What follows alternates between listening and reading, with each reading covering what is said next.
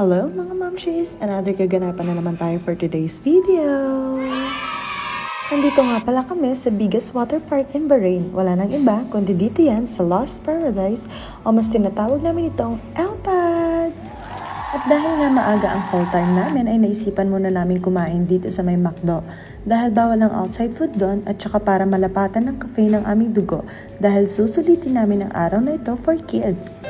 After nga namin mag-breakfast ay agad na din kaming umalis at dahil anniversary nga pala ng Elpad ay lahat ng may birthday ng September ay free. Kaya naman nakatipid pa kami mga inday. Hindi nga din namin in-expect na madaming tao ngayon. Kaya naman nag-rent na lang din kami ng room dahil madami kaming gamit. At ito nga pala ang tapat ng aming chalet kaya expect nyo na mga batang gusto na agad mag-miming kahit hindi pa bihes. Grabe, sobrang nakakatuwa nga at naalala ko pa yung first time na nagpunta ako dito year 2013. Bagong-bago pa ako dito sa Bahrain. At nung mga sumunod na nagpupunta na ako dito ay dahil sumasayaw kami. At tandang-tanda ko pa ang kaba sa pagkakyat at pagsakay ng mga slide. Now, nagpupunta na kami dito para sa mga kids. Grabe no? Bilis ng panahon. 10 years na agad yun. Anyways, tama na ang drama. After nga namin dito sa kiddie pool ay nagpunta naman kami sa tinatawag nilang river. Marerelax ka nga lang dito at lalamigin. Hindi kasi nakalubog ang katawan mo at meron din mga part dito na may bumubuhos sa yung tubig na parang may yelo. Kaya naman, GG sa lamig. Next stop naman ay dito sa may wave pool. And guess what? Hindi naman nag-swimming ang mga bata. Naglaro lang sila ng buhangin.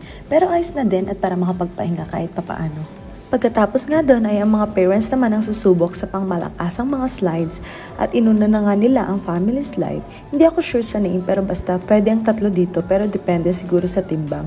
So ang naging technique nga namin sa mga slide is mauuna muna ang mga daddy at pagkatapos ang mommy para may magbabantay pa rin sa mga kids dahil hindi mo kakayanin ang likot ng mga bagets. Super genius! Nakaramdam na nga kami ng gutom after dito kaya nag-decide muna kaming kumain.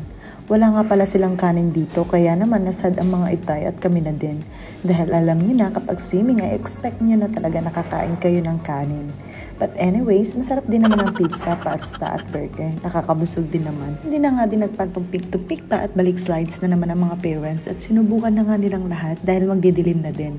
Sobrang dami ang slides dito kasi ang pinakamahirap ay ang aakyat ka dahil sobrang taas at kung gusto mo pang i-try ulit yung slide, ay tatama rin ka na umakyat dahil pagod ka na nga. At ito nga pala yung pinaka-nakakatakot na slides na nasubukan ko. Pero sa umpisa lang yan kasi kapag na-try mo na, gusto mo na ito yung ulit-ulitin. Bago pa nga dumilim, ay dinala na namin ang mga bata dito dahil maya-maya ay tatambay na ulit kami sa wave pool para supportahan ng aming friend na DJ walang iba kundi si DJ Hana. Habang nag-i-slide pa nga ang aming ate Amara ay pumunta na agad kami sa beach para hintayin sila at doon na lang kami magkita-kita. So ayun nga, dito na namin tinapos ang aming oras sa pagbubungkal ng buhangin. Chareng! Sobrang dami na din ng tao noong mga panahong ito kaya hindi na din namin kami masyado nagtagal. Snack nga lang kami dito saglit at saka naglipit na din after. At saka nga pala mga momshies, kung gusto nyo masubukan dito ay may pa-event ang Filipino Club sa Friday, October 25 at sobrang laki ng discount. Sa halagang 8 BD ay may experience nyo na din ito. Sigurado mag-e-enjoy mga bagets nyo dito.